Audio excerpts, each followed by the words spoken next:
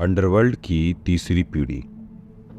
मुंबई के अंडरवर्ल्ड का विकास पारंपरिक कोड से मॉडर्न उद्यमों तक। जी, मेरा नाम है निक्षय मौर्य और आप सुन रहे हैं chai time crime with your storyteller Nikshay Maurya. Karim Lala, Haji Mastan और वरदराजन मुदल्लर ने अपने अपने आपराधिक साम्राज्यों के दायरे में एक अलिखित आचार संहिता का पालन किया। इनके आर्सेनल में धमकी और बल का इस्तेमाल होता था और चाकू का इस्तेमाल काफी कम होता था।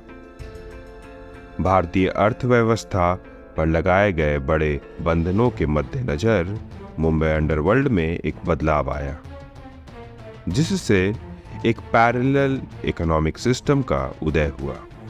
इस नए दौर में डॉन्स ने अपने नियम बनाए और सोने और विदेशी माल की स्मगलिंग में लग गए। स्मगलिंग और अंडरवर्ल्ड के बीच एक सहजवी संबंध बन गया, जिसमें हर एक दूसरे को मजबूत कर रहा था।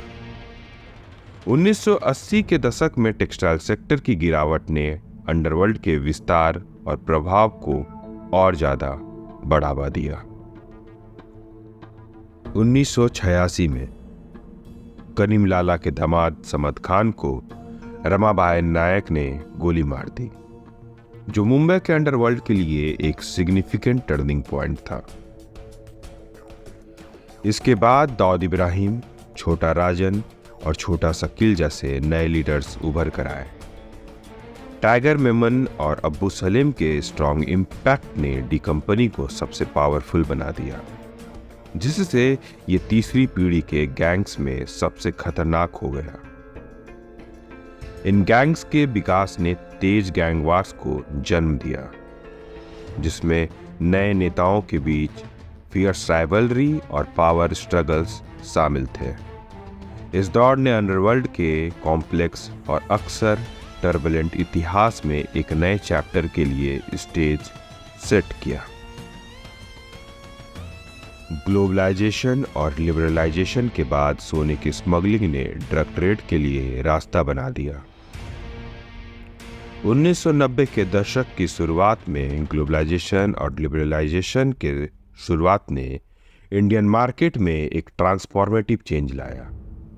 लिबरल इंपोर्ट पॉलिसीज के नतीजे सोने पर इंपोर्ट टैक्स कम हो गया, जिससे प्रीशियस मेटल की स्मगलिंग से होने वाले प्रॉफिट्स में काफी गिरावट आई। 1992 से पहले इंडिया में हर साल एवरेज 198 टन सोने की स्मगलिंग होती थी। इस रूट के बंद हो जाने के बाद अंडरवर्ल्ड गैंग्स ने अल्टरनेटिव लुक्रेटिव बिजनेस की तलाश की और ड्रग ट्रैफिकिंग एक हाईली प्रॉफिटेबल ऑप्शन बन गया। इस बदलाव ने इलीगल और गंदे ड्रग ट्रेड में ऑर्गेनाइज्ड क्राइम की एंट्री के लिए रास्ता बना दिया। अफगानिस्तान में कैनवीस की कल्टीवेशन की भरमार, साथ ही कराची में इससे लीगली हीरोइन में बदलने की प्रोसेस ने इलीगल एक्टिविटीज के लिए एक मौका क्रिएट किया। उस टाइम ये अनुमान लगाया गया था कि पाकिस्तान में 1 किलो हीरोइन 2 लाख रुपए में बनती थी। जब ये हीरोइन मुंबई लाई जाती थी, पैक की जाती थी और यूरोपियन मार्केट में भेजी जाती थी, तो इसकी कीमत 1 करोड़ रुपए होने का अंदाजा था। अफगानिस्तान से कराची तक का रूट स्मगलिंग ऑपरेशंस के लिए रिलेटिवली कम चैलेंजेस प्रेजेंट करता था। हालांकि असली चैलेंज कराची से मुंबई और आगे UK, France, Germany, Australia, Netherland, Ghana और नाइजीरिया जैसी डेस्टिनेशन तक इलीगली मटेरियल्स पहुंचाने में थी। इन रिस्क के बावजूद मुंबई अंडरवर्ल्ड ने सोने की स्मगलिंग में अपने तजुर्बे का फायदा उठाया और हीरोइन के ट्रेड में कदम रखा और ड्रग ट्रैफिकिंग के कॉम्प्लेक्स और खतरनाक रूट्स पर चलने में अपनी एक्सपर्टाइज लगाई। ड्रग रिटेल ट्रेड जल्द ही एक होलसेल बिजनेस में बदल गया और 5 साल के अंदर डी कंपनी का एनुअल टर्नओवर 2000 करोड़ रुपए से ज्यादा हो गया। LTTE Liberation Tigers of Tamil Eelam द्वारा दिया गया ट्रेनिंग काफ़ी वैल्यूएबल साबित हुआ, जिसमें सॉफिस्टिकेटेड पैकिंग टेक्निक्स शामिल थी। तमिल टाइगर्स ने अपनी एक्सपर्टीज शेयर की। उन्होंने सिखाया कैसे हीरोइन को इनोवेटिव तरीकों से स्मगल किया जा सकता है, जैसे कि ऑरेंजेस, जूस के कैंस और हटा सलवार कमीज के एम्ब्रॉयडरी में। डी कंपनी ने तमिल टाइगर से लेकर अफगानिस्तान में अहमद शाह मसूद तक हथियारों की सेफ डिलीवरी को इंश्योर करने में एक महत्वपूर्ण रोल निभाया। तमिल टाइगर्स के मेन आर्म्स डीलर कुमारन पद्मनाभान के साथ संबंध ने डी कंपनी को अनमैच्ड फायर पावर का एक लेबल दिया। 1990 के दशक के दौरान ये AK-56 राइफल्स और ऑटोमेटिक राइफल्स का इस्तेमाल करने वाला अकेला इंडियन गैंग था, जिससे दूसरे आपराधिक संगठनों पर सिग्निफिकेंट एडवांटेज मिलता था। एक म्यूचुअल अरेंजमेंट में दाऊद ने आर्म्स ट्रेड में LTTE को मदद दी। डी कंपनी ने तमिल टाइगर से लेकर अफगानिस्तान में अहमद शाह मसूद तक हथियारों की सेफ डिलीवरी को इंश्योर करने में एक महत्वपूर्ण रोल निभाया, जो ग्लोबल अंडरवर्ल्ड में कॉम्प्लेक्स और दूर तक पहुंचने वाले रिश्तों को दिखाता था। LTTE और अहमद शाह मसूद के ग्रुप के साथ जुड़ाव ने सिर्फ दाऊद ग्रुप के रिलेशंस को मजबूत नहीं किया, बल्कि उन्हें लश्कर-ए-तैयबा से लेकर ओसामा बिन लादेन और अल-कायदा जैसे टेररिस्ट ऑर्गेनाइजेशन के नेटवर्क के करीब भी ला दिया। डी कंपनी ने इन ग्रुप्स को फाइनेंशियल और आर्म सपोर्ट देकर अपना प्रभाव बढ़ाया।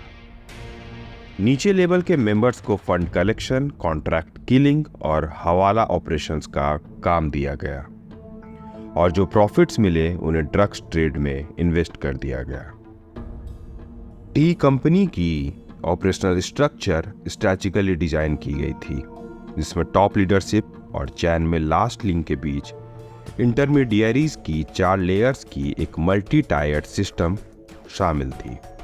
ये कॉम्प्लेक्स अरेंजमेंट अक्सर हायर अप्स को लीगल कॉन्सिक्वेंसेस से बचाता था, क्योंकि आमतौर पर लोएस्ट लेवल का इंसान ही लॉ इन्फोर्समेंट के हाथ लगता था।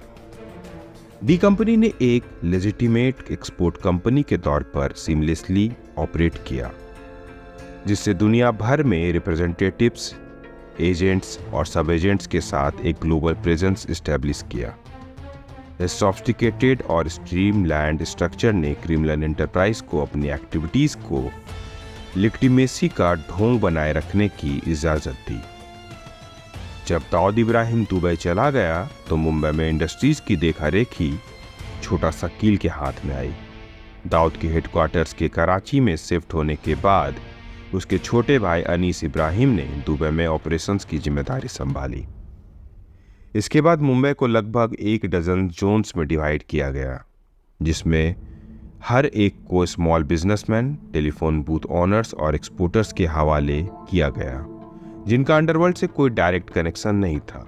इस डिसेंट्रलाइजेशन ने डी कंपनी के जूनियर मेंबर्स को दुबई या कराची से डायरेक्ट ऑर्डर्स के बिना लोकल क्राइम्स की ऑटोनोमस प्लानिंग करने की परमिशन दी।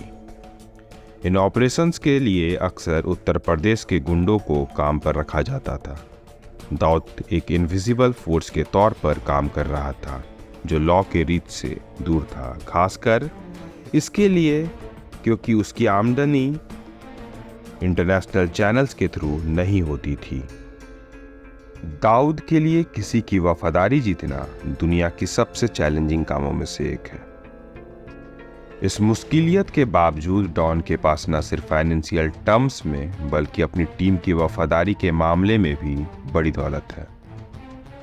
उसके पास एक बड़ा सपोर्टर बेस है, जिसमें लोग उसके हुक्म के लिए ईगर रहते हैं, चाहे वो किसी की जान लेने का ही क्यों ना हो। दाऊद ने बड़े ध्यान से एक हम्बल होस्ट की इमेज बनाई है, जो अपने गेस्ट्स के बैठने के बाद ही खाना खाता है। उसके जेनरसिटी के किस्से मशहूर हैं। वो अक्सर लोगों को उन्होंने जो मांगा था उससे ज़्यादा ही देता है, लेकिन दाऊद के दायरे में रूडनेस और बिट्रेयल की एक ही सजा होती है, मौत। दाऊद का जीवन हमेशा लग्जरी से भरा रहा है। वो एक महल में रहता है जिसमें swimming pool, tennis court, snooker room और state of the art gym है।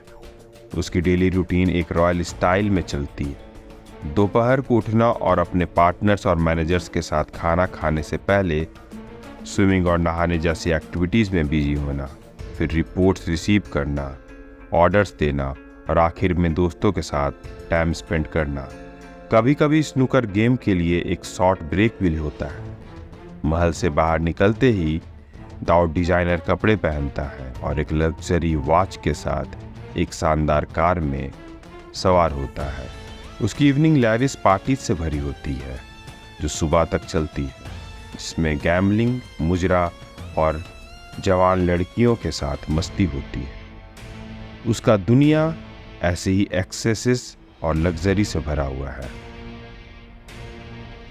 तो ये थी आज की कहानी चाय टाइम क्राइम में। ऐसे ही अन्य किस्सों के लिए सुनते रहिए चाय time crime with your storyteller Nikshay Maurya.